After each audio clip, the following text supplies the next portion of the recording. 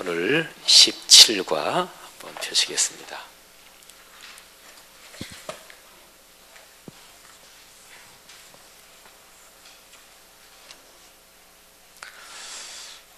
날이 어제보다는 그래도 괜찮아졌네요. 어제가 아침에 운동하러 나갔더니 어제는 이 손이 막 시리더라고요. 5도였던 것 같은데 근데 오늘은 보니까 한 10도 정도 돼서 어제하고는 좀 다르더라고요. 우리 권사님들, 집사님들 옛날에 그 풀 가지고 이렇게 조리 만드는 거 아시? 조리. 강아지 풀이나 이런 거 가지고 이렇게 해가지고 이렇게 하나하나 해가지고 조리 만드는 거. 우리 제일 뒷줄에 앉아 계신 우리 젊은 집사님들도 아세요? 조리 만드는 거 이렇게? 몰라요? 풀 가지고 강아지 풀 말고 위로 이렇게 몇 개 이렇게 올라온 거, 그건 뭐죠? 이게 무슨 풀이에요? 이렇게 풀 이렇게 있고 거기에서 이렇게 한 4-5개 이렇게 올라온 거, 그게 무슨 풀 이름이 뭐죠? 혹시 몰라요? 그거 이렇게 해가지고 우산도 만들잖아요, 그죠? 이렇게 해가지고 묶어가지고 우산도 만들고, 근데 그 풀 가지고 이제 이렇게 해가지고 조리 만들잖아요, 그죠? 예. 제일 뒤에 계신 분들 그거 몰라요? 아, 그래요? 그래서 조리 그거 풀로 만들어도 이렇게 하면 꽤 크게 만들죠, 그죠? 예. 오늘 아침에 운동하러 나갔다가 집사람이랑 그다음에 우리 딸이랑 셋이 나갔다가 집사람이랑 딸이 조리를 한참 만들길래 근데 옛날 생각도 나고, 하나님께서 우리에게 이 가을에 행복한 기쁨을 주시기를 바랍니다. 여러분의 가정이 행복하시고 또 하나님께서 여러분에게 주시는 그 세심한 축복들 늘 누리시기를 바랍니다. 자, 17과 성령 하나님 나라와 종말론. 우리가 성령 하나님에 대해서 계속 공부를 하고 있어요. 우리 교회 비전 문장하고 그리고 주제 성경 구절 우리 같이 암송하시겠습니다. 비전 문장부터 시작. 하나님 나라의 리더십으로 그리스도의 삶과 세계를 변화시킨다. 아멘. 사도행전 6장 7절 말씀. 하나님의 말씀이 점점 왕성하여 예루살렘에 있는 제자의 수가 더 심히 많아지고 허다한 제사장의 무리도 이 도에 복종하니라. 사도행전 6장 7절 말씀. 아멘. 자, 십자가 묵상 기도문 같이 읽겠습니다. 사랑의 주님, 오늘 하루 저의 삶을 돌아봅니다. 가정과 일터, 인간관계와 여러 가지 일들을 십자가의 사랑으로 살게 하소서. 십자가를 생각하며 죄와 허물을 회개합니다. 저희 부족함이 이웃에게 상처를 주거나 하나님의 일에 방해가 되지 않게 하소서. 십자가의 헌신과 희생을 닮아 십자가의 능력과 희망으로 살게 하소서. 피 흘리시며 죽기까지 우리를 섬기셨던 주님을 본받게 하소서. 하나님 나라의 도구로 써 주소서. 모든 어려움과 걱정을 십자가 앞에 내려놓습니다.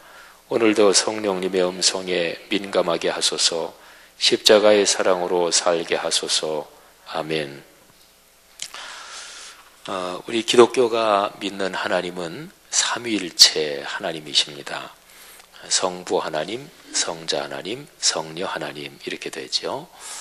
근데 성령 하나님이 어떤 분이신가, 그거를 성경적으로 잘 정리하고 또 그거를 우리 마음속에 간직해서 믿음이 깊어지게 하는 게 아주 중요합니다.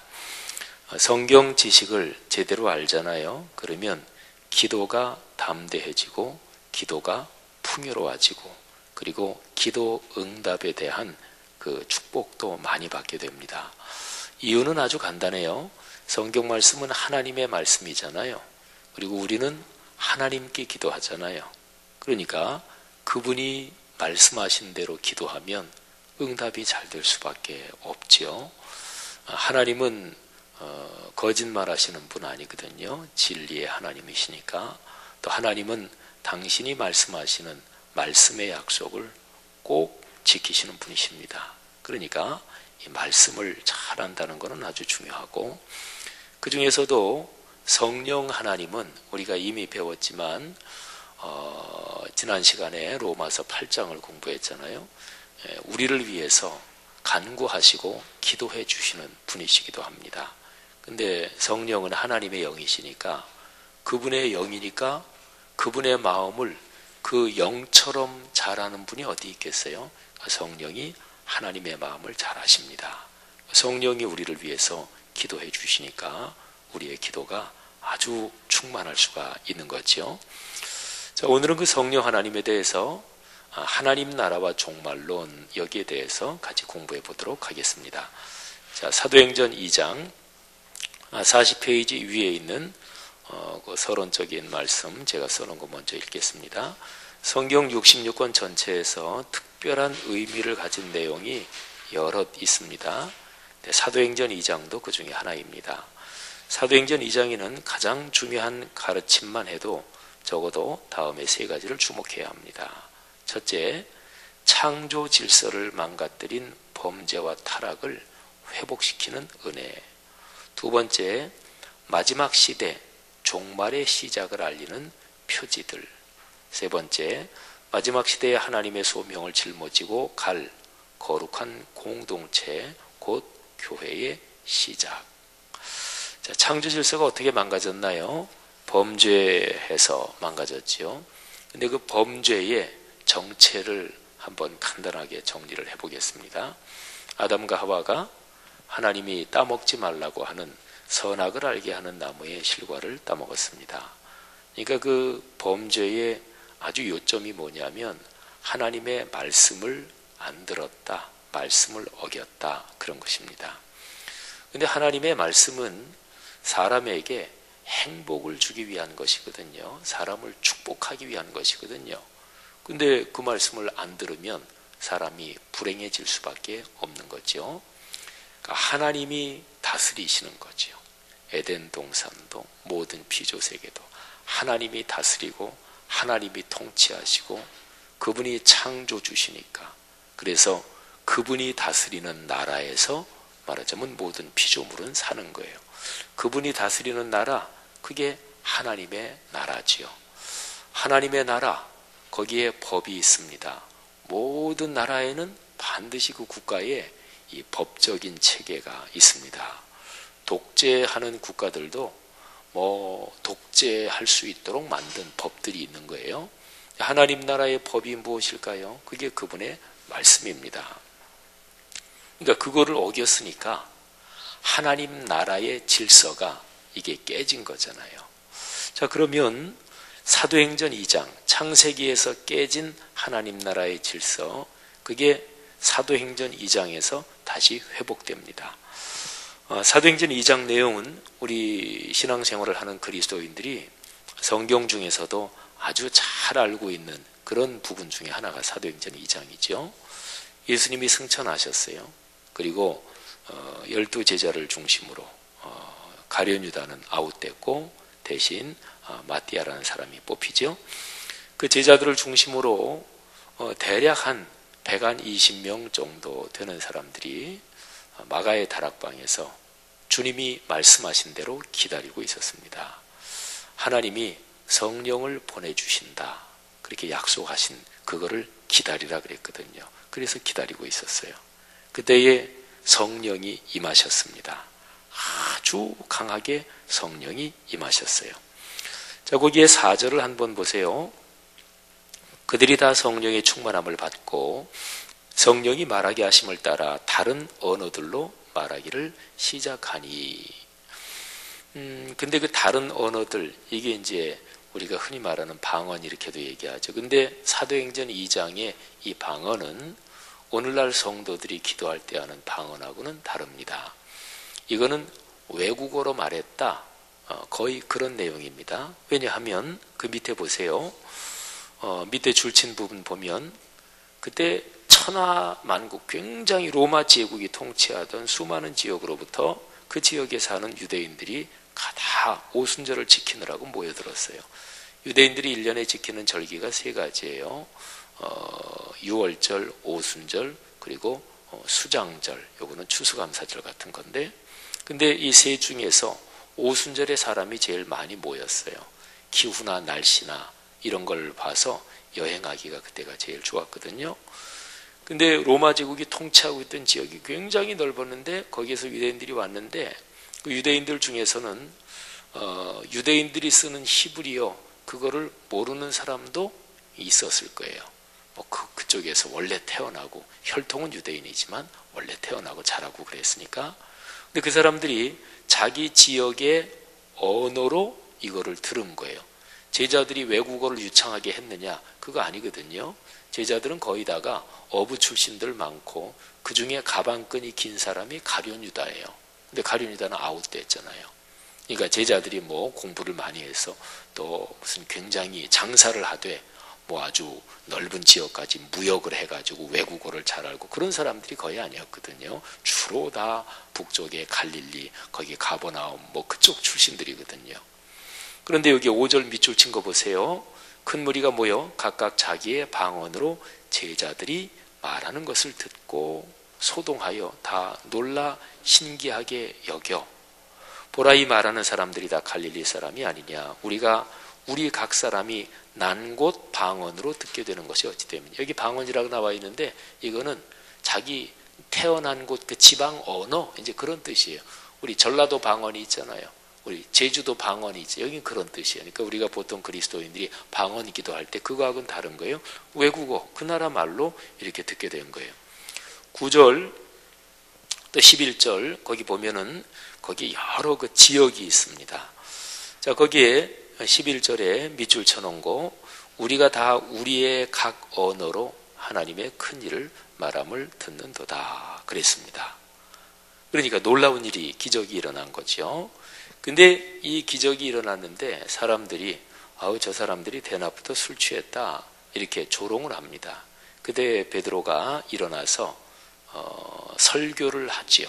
설명을 하면서 그러면서 하는 얘기가 우리가 술 취한 것이 아니고 구약 성경이 계속해서 예언돼 왔던 그 말씀이 성취된 거다.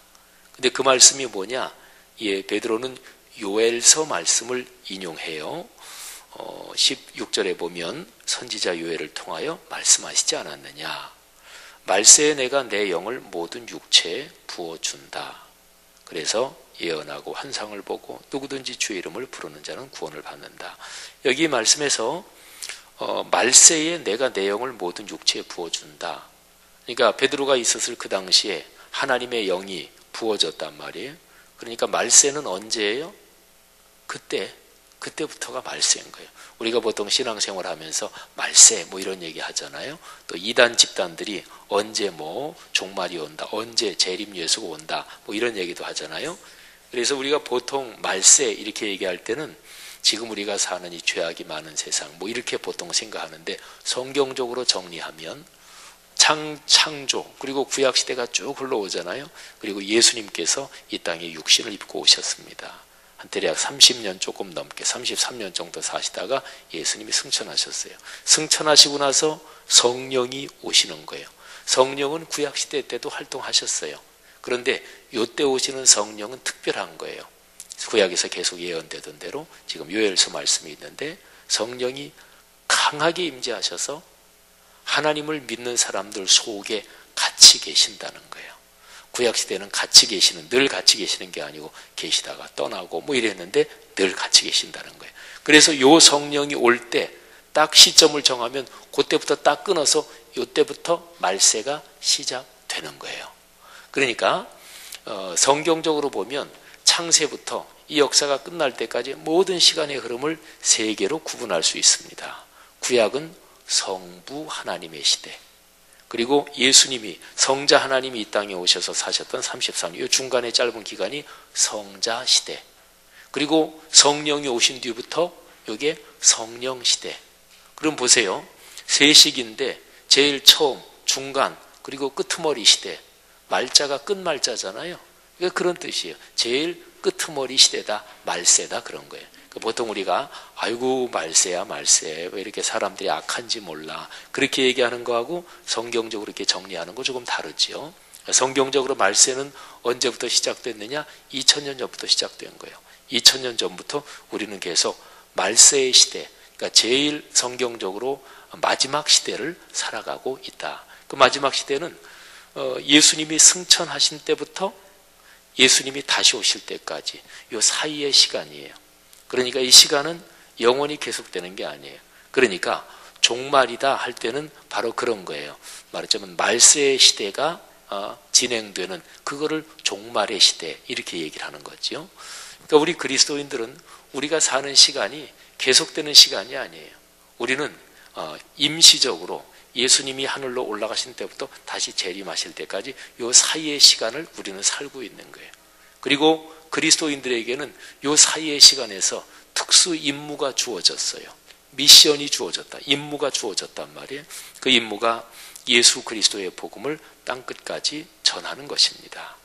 보통 우리가 종말 의식을 가져야 된다 할 때 그거는 뭐 예수님이 언제 재림하신다. 그러니까 집 팔고 못 팔고 다 그냥 어디다 갖다 바치고 가야 된다. 그런 게 아니에요.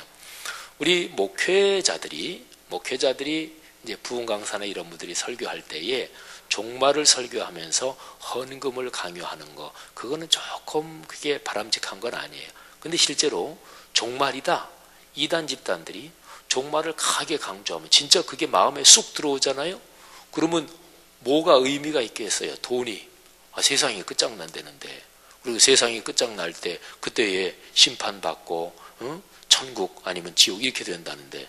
그러니까 그런 사입이 그런 게 마음속에 꽉 이게 들어와서 믿어지면 그러면 집 갖다 팔고 다 그냥 바치고 이러는 거예요. 그게 이제 이단 사입이 집단이 사람들의 돈을 갈취하는 아주 오래된 전형적인 방법 중에 하나예요. 근데 우리 그리스도인은 건강한 종말론을 배우고 가져야 돼요. 그러니까 종말은 언제냐? 2000년 전부터 성령의 시대를 제일 끄트머리 시대, 그래서 말세고요. 그리고 요거는 우리는 영원히 사는 것이 아니다. 우리는 이때에 사명이 있다. 그러니까 우리는 우리가 가진 물질이든 건강이든 재능이든 우리의 시간을 이 사명을 위해서 우리는 건강하게 헌신하며 사는 거지요. 그 일을 위해서 모인 공동체가 그게 바로 교회예요. 그러니까 교회는 이 사명을 잊어버리면 그거는 교회가 아니게 되는 거죠. 자, 그래서요 22절 밑으로 내려가세요. 22절을 우리 다 같이 한번 읽어보겠습니다. 시작. 이스라엘 사람들아 이 말을 들으라. 너희도 아는 바와 같이 하나님께서 나사렛 예수로 큰 권능과 기적과 표적을 너희 가운데서 베푸사 너희 앞에서 그를 증언하셨느니라. 아멘. 그러니까 나사렛 예수, 그분이 하나님의 뜻을 다 밝히 펼쳐주시고 드러내셨어요.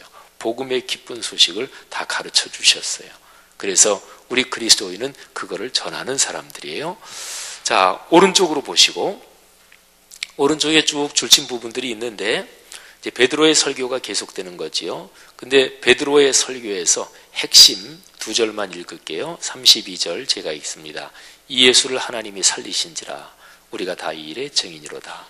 하나님이 오른손으로 예수를 높이심에 그가 약속하신 성령을 아버지께 받아서 너희가 보고 듣는 이것을 부어주셨느니라. 바로 약속하신, 예수님이 약속하셨고 예수님은 또 구약의 오래된 약속, 예언, 그 줄기를 붙잡고 약속하신 건데 그게 드디어 성취됐다. 성령께서 이 마지막 시대에 오셨다, 그런 거죠. 그래서 36절 우리 다 같이 읽겠습니다. 시작. 그런즉 이스라엘 온 집은 확실히 알지니 너희가 십자가에 못 박은 이 예수를 하나님이 주와 그리스도가 되게 하셨느니라 하니라. 아멘. 예수는 그냥 여러분이나 저 다 이름 가지고 있잖아요. 사람 이름이거든요. 그리스도는 그분의 하신 일을 말합니다. 구세주란 뜻이죠. 또 주님 이런 뜻이죠. 그래서 예수 그분이 하나님의 아들이며 그리스도시다. 그거를 바로 성령이 오심으로써 확실하게 확증해주고 도장을 찍는다. 인친다. 그게 이 도장 인자잖아요. 확실하게 증명을 해주셨다. 그런 거지요. 성령이 강하게 역사하셔서 베드로의 설교를 들은 사람들이 마음에 이게 꽉 찔림이 왔어요. 여러분, 말씀을 듣고 마음의 찔림, 감동, 어떤 것이든지 그 말씀이 나하고 연관되는 것 같다. 내 얘기하네. 그게 내가 막 거기에 이게 막 연관이 되고 내 감정이 거기에 막 같이 연결이 되고 그런 거는 언제나 축복이에요. 그죠? 말씀이 내게 오는 거잖아요. 그래서 사람들이 우리가 어떻게 했으면 좋겠습니까? 그랬더니 베드로가 유명한 얘기를 합니다. 38절 다 같이 읽겠습니다. 베드로가 이르되 너희가 회개하여 각각 예수 그리스도의 이름으로 세례를 받고 죄사함을 받으라. 그리하면 성령의 선물을 받으리니 아멘. 예수를 믿는 사람들은 성령의 선물을 받는 거예요. 성령이 그 사람과 같이 계시는 거예요.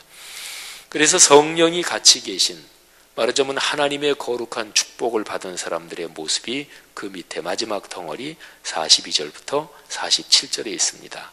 이게 교회의 모습이에요. 초대교회의 모습이에요.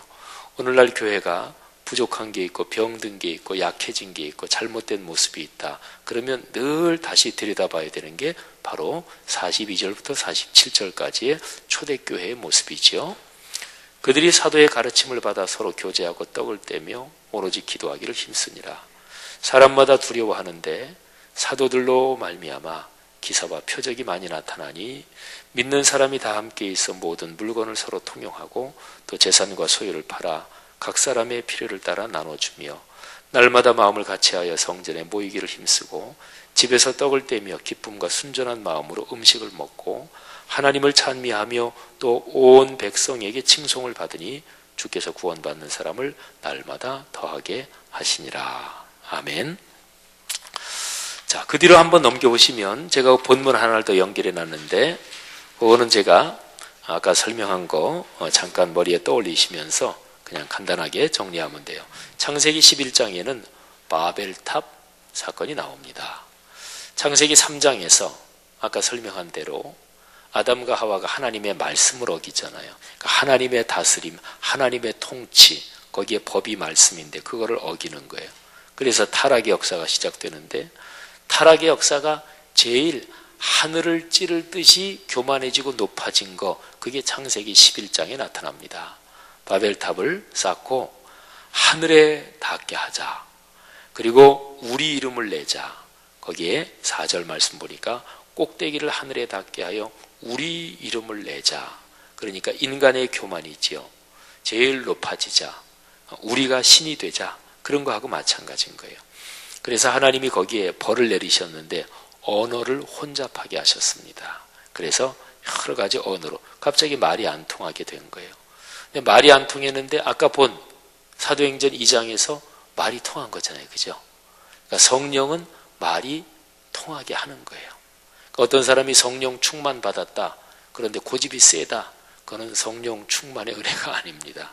성령 충만 받으면 남을 이해하고 온유하고, 그러니까 성령 충만 받았다. 그런 모습을 어떤 굉장히 강한 모습으로 상상하는 경향이 있어요. 한국 교회는 성령 충만 받은 방언기도, 예언기도, 집에다가 가정재단 쌓고 다른 사람 막 기도해주고 흔히 그런 거 상상하잖아요. 이게 사실은 잘못된 거예요. 성령 충만은 인격이 아름다워지는 거예요. 그러니까 여기에 창세기 11장 말씀은 하나님 나라를 대적해서 반대해가지고 제일 교만이 아주 꼭대기까지 미친 모습을 보이는데 그때 하나님이 치셨어요. 언어가 통하지 않게. 근데 그거를 사도행전 2장에서 그게 다시 회복된 거예요. 그죠? 예.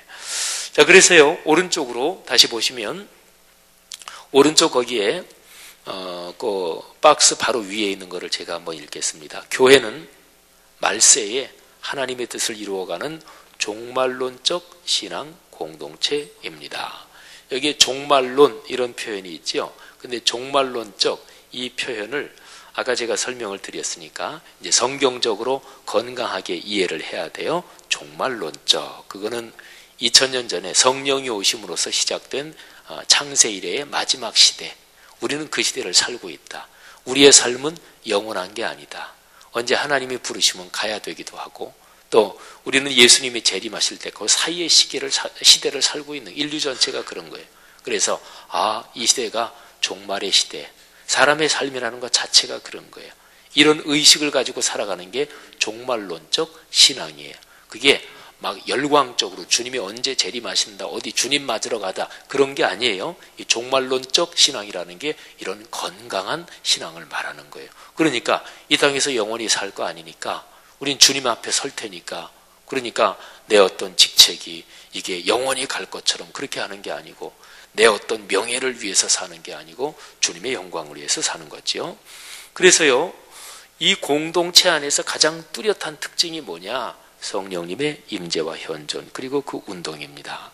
그래서 특별히 에베소서 1장 11절부터 14절에서 다시 한 번 더 성령이 어떤 분이신가, 그걸 한번 잠깐 보는 거예요. 자, 우리 박스 안에 있는 거 같이 읽겠습니다. 모든 일을 그 마음의 원대로 역사하시는 자의 뜻을 따라 우리가 예정을 입어 그 안에서 기업이 되었으니 이는 그리스도 안에서 전부터 바라던 우리로 그의 영광의 찬송이 되게 하려 하심이라. 그 안에서 너희도 진리의 말씀 곧 너희의 구원의 복음을 듣고 그 안에서 또한 믿어 약속의 성령으로 인치심을 받았으니 이는 우리의 기업의 보증이 되사 그 얻으신 것을 구속하시고 그의 영광을 찬미하게 하려 하심이라. 아멘.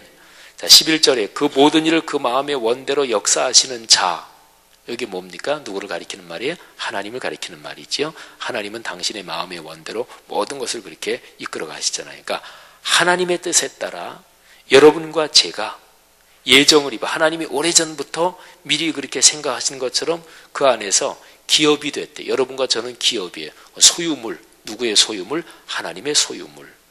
왜 그렇게 만드셨는가? 우리가 영광의 찬송이 되게 하시려고. 예를 들어서 어떤 아이가 굉장히 아주 참 똑똑하고 또는 참 예의도 바르고, 아이고 저 네 집 아들이야? 아우 누구 집사님 아들이야? 아이고 아들 잘 뒀네. 그러면 그 아들이 부모에게 영광이 되는 거잖아요. 그러니까 여러분과 저를 하나님의 영광의 찬송이 되게 하신대요. 그래서 거기 보면 13절 보세요. 우리가 구원의 복음을 듣고 그 안에서 믿었습니다. 그러니까 진리의 말씀 구원의 복음을 듣고 또 믿었습니다. 그래서 약속의 성령으로 인치심을 받아. 여기 인친다는 게 나오죠. 인친다는 거. 이게 도장을 말하는 거예요. 도장 인자잖아요. 도장을 꽉 찍어요. 인감 도장을 찍는다. 그러면 거기에 내 책임이 따르고 도장 찍으면 그게 내 거가 되는 거잖아요. 하나님이 여러분과 저를 도장을 꽉 찍었대요. 너는 내 것이다. 근데 그 도장을 찍는 게 뭐냐? 그게 성령을 주신 거예요. 그래서 성령의 인치심, 그게 바로 그런 거예요. 사랑하신 여러분, 이 성경의 이 표현을 하나님이 성령으로 나에게 도장 찍으셨다. 나를 성령으로 인치셨다. 감사합니다. 이것이 여러분에게 실제적으로 감정의 기쁨으로 다가오기를 바랍니다. 여러분이 어려운 일이 있을 때, 하나님이 나를 성령으로 도장 찍은 사람이야. 나는 하나님의 소유야. 이게 어려움을 이겨내는 힘이 되기를 바랍니다. 잘 들으세요. 여기 에베소서 1장 13절에 성령으로 인치심을 받았다. 여기 성경 이 지식을 우리가 지금 배웠잖아요. 근데 이 지식을 붙잡고 기도하잖아요. 그러면 어려운 일이 있을 때, 전에는 그 일이 있을 때 막 마음이 불안하고 그랬는데 이거를 듣고서 나는 성령으로 인치심을 받은 사람이야. 그러면 어려움에서 이길 수 있겠지요. 그게 말씀이 삶이 되는 거예요. 그러니까 성경 말씀을 읽고 그 말씀을 자세히 들여다보고 그 말씀이 진리인 것을 믿고 내 마음에 잡잖아요. 그러면 여기에 써있는 말씀, 여기에 글씨로 써있는 이게 살아서 내 삶에 역사하는 거예요. 우리 목회자들도 마찬가지. 여기 목회자들 앉아있지만 목회하면서 목회자가 붙들 거는 말씀이에요. 말씀을 붙들어야지 자기의 경험을 붙들면 안 돼요. 내 입장을 붙들면 안 돼요. 내 입장이 중요한 게 아니에요. 자기 경험이 중요한 게 아니에요. 내 인생길 어떻게 걸어가나 그것도 중요한 게, 제일 중요한 거는 하나님의 말씀을, 그러니까 말씀만 붙들고 가면 그 말씀이 우리의 삶에서 역사하는 거예요. 우리가 제자반 훈련에서 성부 하나님, 성자 하나님, 성령 하나님, 또 교회에 대해서, 사회에 대해서, 변화에 대해서 이렇게 6가지 주제를 가지고 배워요. 이게 성경의 제일 기본적인 가르침들이에요. 그러면서 성경 구절 배우잖아요. 이거를 계속해서 붙잡고 하면 이 말씀이 우리의 삶 속에서 역사합니다. 자, 오늘 배운 거, 성령, 하나님의 거룩한 나라와 종말적인 시대를 살아가는 우리에게 성령은 늘 우리와 같이 계시는 하나님이다. 이 사실이 여러분의 삶에 복이 되기를 축복합니다. 기도하겠습니다. 주여 감사합니다. 우리 수요일 오전에 제자반 훈련을 받으시는 우리 귀한 분들 한 분 한 분을 축복하시고 이분들의 삶에 성령이 나를 인치셨다. 나는 하나님의 소유다. 이 사실이 큰 능력이 되게 하옵소서. 오늘 진행되는 모든 삶의 가정일이나 직장일이나 자녀 양육이나 만나는 사람이나 하나하나를 축복해 주시옵소서. 예수님 이름으로 축복하며 기도합니다. 아멘. 고맙습니다. 예.